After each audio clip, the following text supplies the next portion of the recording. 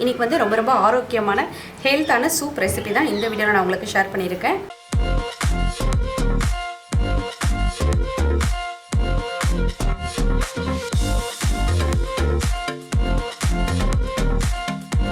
Hi friends, நான் உங்கள் கவிதா பாலமுருகன் பாலக்கவி சேனலில் இருந்து இன்னைக்கு முருங்கை கீரை சூப் தான் ரெடி பண்ண போறேன். முருங்கை கீரை இந்த அளவு எடுத்துக்கிட்டேன். ஒரு பூண்டை நான் உதிர்த்து எடுத்துக்கிட்டேன். உப்பு தேவையான அளவு, 1 டீஸ்பூன் கொத்தமல்லி, 2 ஸ்பூன் மிளகு, 1/2 டீஸ்பூன் ஜீரகம், 2 தக்காளி, ஒரு பெரிய வெங்காயம். இதுக்கு சின்ன வெங்காயம் ரொம்ப டேஸ்ட்டாக இருக்கும். ஆனால் என்கிட்ட இன்றைக்கி பெரிய வெங்காயம் தான் கிடச்சிருக்கு. இதுதான் நான் இன்றைக்கி யூஸ் பண்ண போகிறேன். முருங்கைக்கீரை எப்போதும் வாங்கிட்டு வந்தாலே ஃப்ரெஷ்ஷாக இந்த சூப் செஞ்சோம்னா ரொம்ப நல்லாயிருக்கும், டேஸ்ட்டாக இருக்கும். இப்போ இதில் உள்ள தண்டு பகுதி, பெரிய தண்டை விட்டுட்டு இதை மாதிரி சின்ன சின்ன தண்டை மட்டும் நான் கிள்ளிக்கிறேன். நம்ம எப்படி கீரை பொரியலுக்கு கூட்டுக்கு ரொம்ப ஃபுல்லாக உள்ள காம்புலேருந்து க்ளீன் பண்ணுவோமோ அதை மாதிரி பண்ணாமல் இதே மாதிரி ஈஸியாக சிம்பிளாக எல்லா கீரைகளையும் நான் எடுத்துக்கிறேன். தண்டுகளை மட்டும் நான் ஓரமாக எடுத்துடுறேன். இதே மாதிரி எல்லா கீரைகளையும் நான் க்ளீன் பண்ணிக்கிறேன்.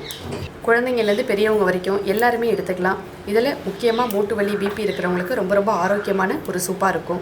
அயன் கண்டட்டும் அதிகமாக இருக்குது, எல்லாருக்குமே தெரிஞ்சிருக்கும். இப்போ இதை மாதிரி உள்ள நம்ம க்ளீன் பண்ணி எடுத்துக்கிட்ட இந்த தண்டுகளை கத்திரிக்கோல் வச்சு நான் கட் பண்ணிக்கிறேன். இல்லை கத்தி வச்சு கூட கட் பண்ணிக்கலாம். இன்றைக்கி ஒரு 4 பேருக்கு நான் சூப் வைக்கிறேன். நல்லா வாஷ் பண்ணி எடுத்துகிட்டு வந்துட்டேன். குக்கர் எடுத்துக்கிறேன். ஒரு குக்கரில் ஒரு பெரிய வெங்காயம் கட் பண்ணி சேர்த்துக்கிறேன். 2 தக்காளி அப்படி கட் பண்ணி சேர்த்துக்கிறேன். இந்த கீரையை நான் சேர்த்துக்கிறேன். பூண்டு, ஜீரகம்,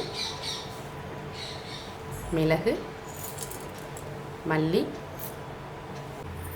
தண்ணி, 2 கிளாஸ் தண்ணி சேர்த்துக்கிட்டேன். இப்போ இதை நான் ஒரு 5 விசில் விட்டு குக்கரில் வேக வச்சு எடுத்துக்கிறேன்.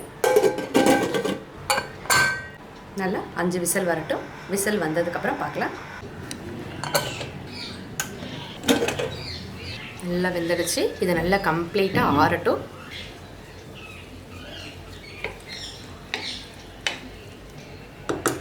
அப்படியே ஆறட்டும். கொஞ்சம் நேரம் நல்லா ஆற விட்டுட்டேன். ஒரு மிக்ஸி ஜார் எடுத்துக்கிறேன்.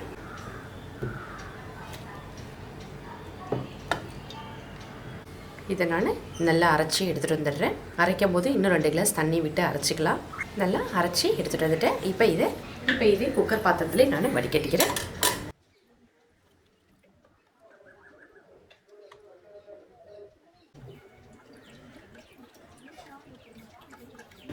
இதில் இன்னும் பாசிப்பருப்பு கூட சேர்த்துக்கலாம்.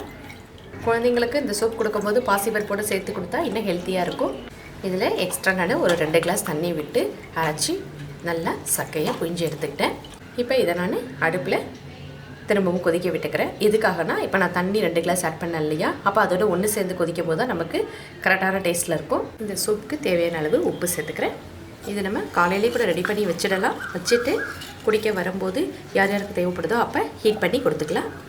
இதில் இன்னும் பெப்பரோட டேஸ்ட் அதிகமாக வேணும்னா ஆட் பண்ணிக்கலாம். அவ்வளோதான். சூப் வந்து நல்லா கொதிச்சிருச்சு.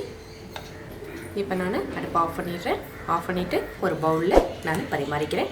நல்ல ஆரோக்கியமான ஹெல்த்தியான ஒரு சூப்பாக உள்ள வெயிலுக்கு இந்த சூப்பு அவசியமா அப்படின்னு நினச்சோம்னா, இப்போ உள்ள வெயில் அப்படின்றத விட இப்போ இருக்கிற இந்த கொரோனா டேர்மில் இதை மாதிரி ஹெல்த்தியான ஆரோக்கியமான சூப் ரெசிபி நம்ம சாப்பிடவே முடியாது.